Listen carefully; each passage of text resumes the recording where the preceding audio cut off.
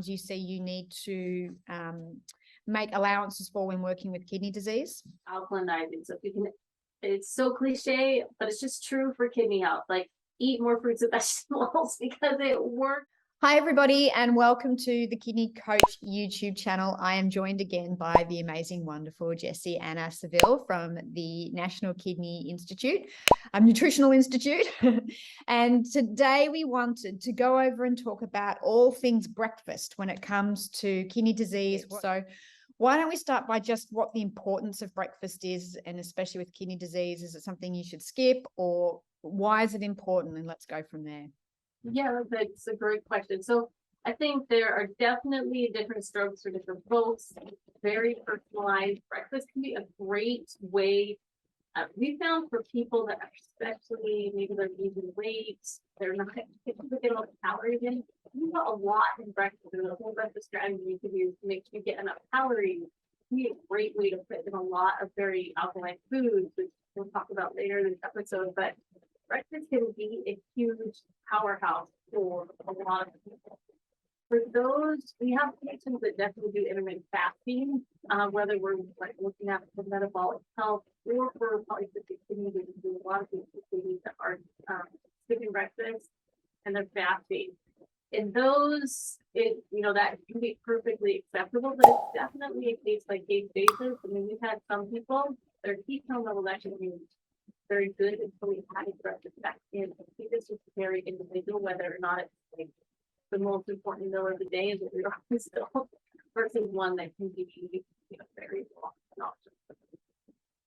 So, all our plants and vegetables and fruits are alkalizing naturally. Jess is staying away from lots of grains.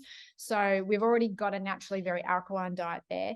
Are there any other kinds of dietary modifications that sometimes you see you need to make allowances for when working with kidney disease? I think the only thing with breakfast, I mean, you touched on it, is how do you get it more alkaline? Like number one, that's the priority, and that's what we mentioned. You add more fruits, you add more vegetables. Those are so alkalinizing. So if you can, it's so cliche, but it's just true for kidney health. Like, eat more fruits and vegetables because it works, and the alkalinity is so important. So, and for everyone, PKD, CKD, autoimmune, whatever, everyone needs more alkalinity in their breakfast. So starting to kind of, if you're used to that grain-based breakfast, to stepping back and say, ooh, like, how can I add more produce in? The only other thing that we have people watch on occasion is getting a pretty heavy sodium load at breakfast. And it's not for everyone, but sometimes if people are just having especially a very big breakfast, they can get a lot of salt in there. I mean, sausages, bacon, those foods have to be used very, very prudently. If you have kidney disease, almost every food can fit, but they just don't have a lot of redeeming benefits. And so if you're going to utilize them, they're very important to you, your favorite food, you have to balance those very salty processed foods with a ton of vegetables. And that's what we talk to patients about. If you have to have this and it doesn't work for you to, not switch off of that for breakfast, how are we going to balance out with a ton of vegetables? But I mean, that's the only other one is people can get a lot of salt, or they're doing, biscuits in the South, in the States, they do kind of a biscuit sausage egg.